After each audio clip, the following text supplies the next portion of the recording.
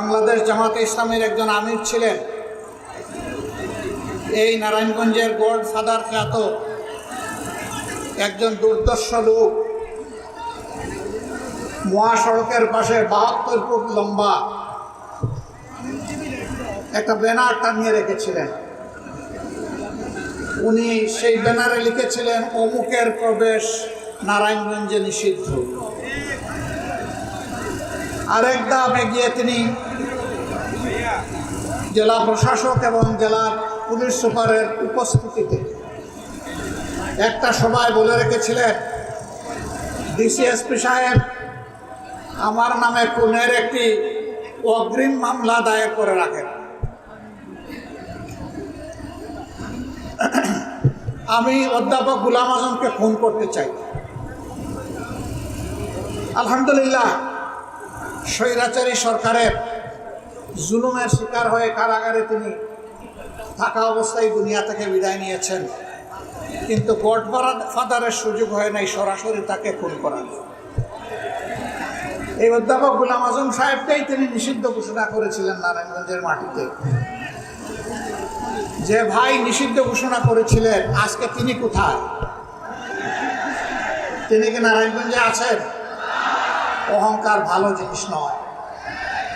গর্ব অহংকার করতে নাই, দাম্ভিকতা দেখাতে নাই, ক্ষমতার জোরে ছড়ি ঘুরাতে নাই, মানুষকে খুন করতে নাই, সন্ত্রাসকে প্রশ্রয় দিতে নাই, সন্ত্রাসীদেরকে লালন করতে নাই। এই কাজগুলো যারা করেন, দুনিয়ায় তারা তাদের করুণ পরিণতির একটা অংশ ভোগ করেন এবং আখিরাতে আদালতে একটা ডে অফ ফাইনাল জাজমেন্ট আল্লাহ তাআলা তাদেরকে শুলে চড়াবেন। সেই শুলটা বাংলাদেশের বিভিন্ন দেশের বিদ্যমান শুলের মতো নয়, সেটা আগুনের মহাকুণ্ড। আল্লাহকে ভয় করুন, দাম্ভিকতা অহংকার পরিহার করুন, তওবা করুন, আগে মানুষ হন তারপরে মুমিন হন। আমরা কোনোদিন বলি নাই যে আল্লাহর মেহেরবানিতে কি এইখানে লোকদের একটু কষ্ট হচ্ছে, যারা মিডিয়ার ভাই তারা সামনে আসেন এই জন্য, তাই না? এখানে আবার লাল পট্টি মাথায় বেঁধে কেউ কেউ হুকুম দিচ্ছেন পিছন থেকে বসে যান। না, কেউ বসবে না এখানে। তারা তাদের পেশাগত দায়িত্ব পালন করবে, ধৈর্য ধরে ইনশাল্লাহ আপনারা সহযোগিতা করবেন। তারা তো আপনাদের কথাগুলো জাতির কাছে, বিশ্ববাসীর কাছে পৌঁছাবে। এই কাজ না করলে পৌঁছাবে কীভাবে? ইনশাল্লাহ আপনারা ধৈর্য ধরে বসুন, কথা শুনুন, যতটুকু দেখতে পারেন আলহামদুলিল্লাহ। আমার সম্মানিত ভাইয়েরা,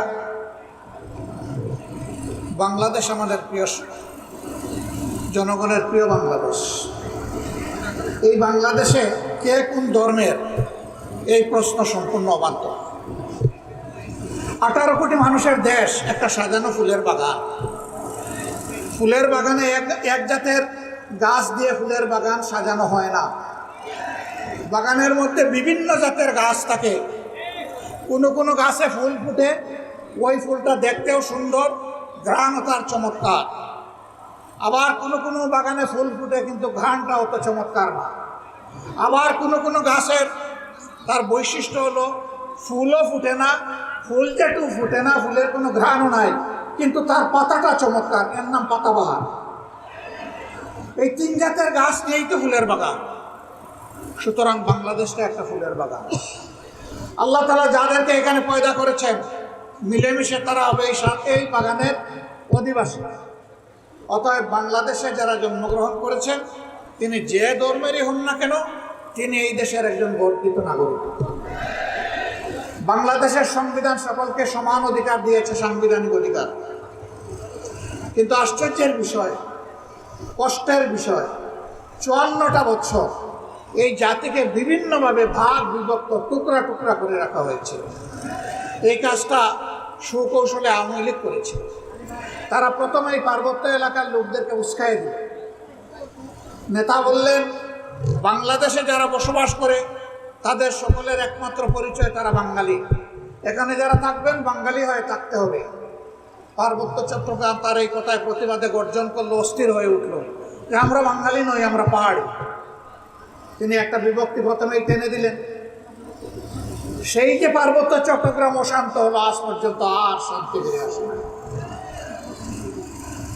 শান্তি বাহিনী নামে একটা বাহিনী গঠন হলো, তাদের হাতে 10,000 সামরিক কর্মকর্তা এবং আমাদের সৈনিক নিহত হলো, সাধারণ মানুষ নিহত হলো। এমনকি তারা নিজেদের মাঝে আবার বিভিন্ন গ্রুপে বিভক্ত হয়ে নিজেরা নিজেদেরকে খুন করলো। সেই যে খুন ঝরা শুরু হলো, সেই খুন ঝরাটা এখনো অব্যাহত থাকে। তারপরে তারা কি বললেন যে বাংলাদেশ 2 ভাগে বিভক্ত, স্বাধীনতার পক্ষে একদল, বিপক্ষে আরেক দল। এখানে জাতিকে আরেকবার ভাগ করা।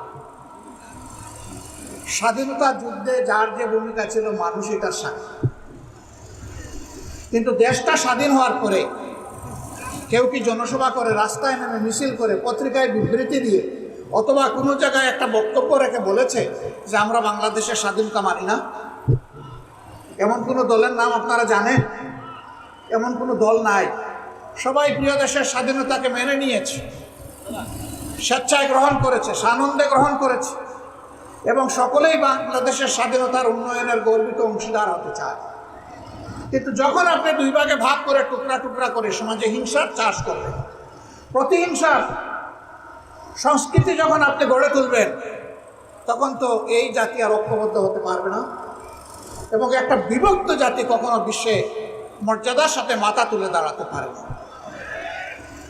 এরকম একটা বিভক্ত জাতিকে, জাতির মাথার উপর কাঁঠাল ভেঙে অন্যদের খাওয়ার পরিবেশ তৈরি করে দেওয়া হয়, যা বাংলাদেশের জনগণ অত্যন্ত করুণভাবে গত 53 বা 54টি বৎসর তারা প্রত্যক্ষ করেছে। আমার সম্মানিত ভাইয়েরা, স্বাধীনতার মূল্যবোধ এবং পক্ষের শক্তি আমি যা বুঝি, স্বাধীন দেশে একজন নাগরিক, সংবিধান তাকে যে কয়টা মৌলিক অধিকার দিয়েছে, সব কয়টি অধিকার এই দেশে নিশ্চিত হবে। শাসন ক্ষমতায় যারা যাবে তাদের অধিকার নিশ্চিত করা ওদের দায়িত্ব। এটা কোনো দয়ার দান নয়। তার বাঁচার অধিকার, তার সম্মান রক্ষার অধিকার, বিচার পাওয়ার অধিকার, স্বাস্থ্যসেবা পাওয়ার অধিকার, তার সন্তানের শিক্ষা পাওয়ার অধিকার, মানুষ হিসাবে মর্যাদার সাথে বেঁচে থাকার অধিকার, তার কাজের অধিকার, সব কিছু তার হাতে তুলে দিতে হবে। এটাই হচ্ছে স্বাধীনতার মূল চেতনা। এই সমাজটা হবে বৈষম্যহীন, এই সমাজ হবে মানবিক, এই সমাজ হবে সমস্ত সমাজকে ধারণ করার, সমস্ত মানুষকে ধারণ করার সমাজ।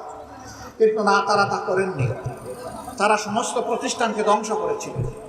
যতগুলো সাংবিধানিক প্রতিষ্ঠান ছিল সব তারা ক্ষতিগ্রস্ত করেছে।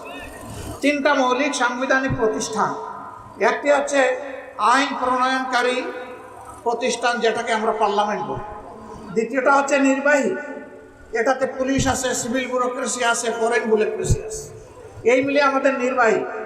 তৃতীয়টা হচ্ছে বিচার ব্যবস্থা, তার সবগুলাকে আওয়ামী লীগ ধ্বংস করেছে, একটাকেও তার জায়গায় থাকতে দেয়নি, টুকরা টুকরা করে বিধ্বস্ত করে। এমনকি সুপ্রিম কোর্টের বিচারক এজলাসে দাঁড়িয়ে তিনি বলতে পারেন যে আমি হচ্ছে শপথবদ্ধ রাজনীতিবিদ। লজ্জা!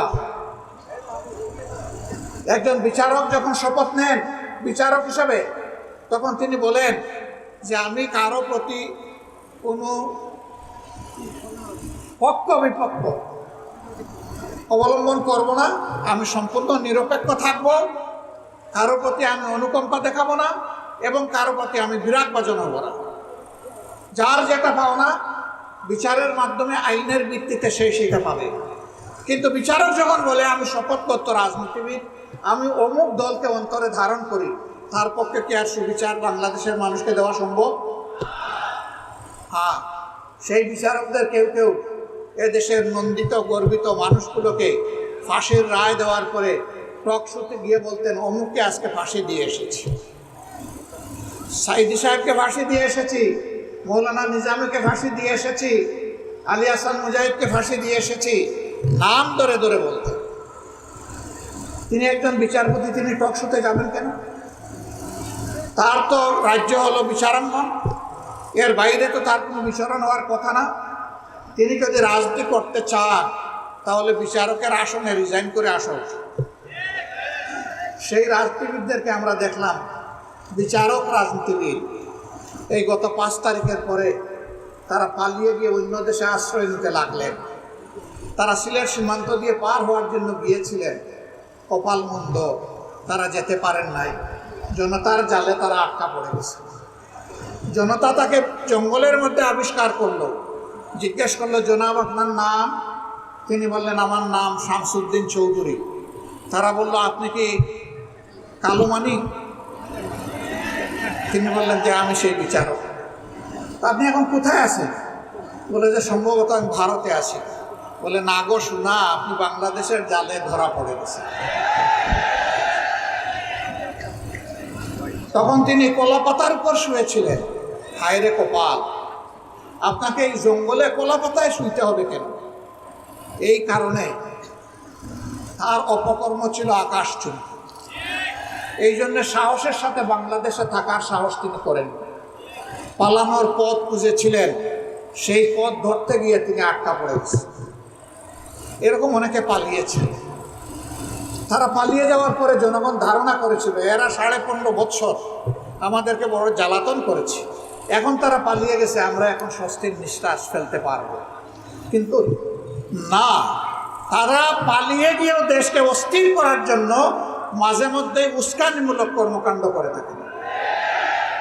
সেই রকমই একটা উস্কানি 2-1 দিন আগে তারা দিয়েছিলেন। এদেশের মানুষের হাজার হাজার মানুষ যারা খুন হলো, গুম হলো, যারা রক্তাক্ত হয়ে পঙ্গু হয়ে এখন হাসপাতালের বেডে কাতরাচ্ছে, সেই সময় আপনারা আবার উস্কানি দেন। এইটা কি বাংলাদেশের মুক্তিপাগল মানুষ সহ্য করবে?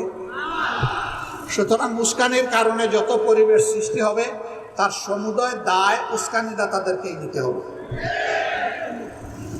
প্রিয় দেশবাসী, গেল তাদের আমল, করলো ধ্বংস বাংলাদেশ, জাতিকে করলো বিভক্ত। এখন আমরা কি করতে চাই?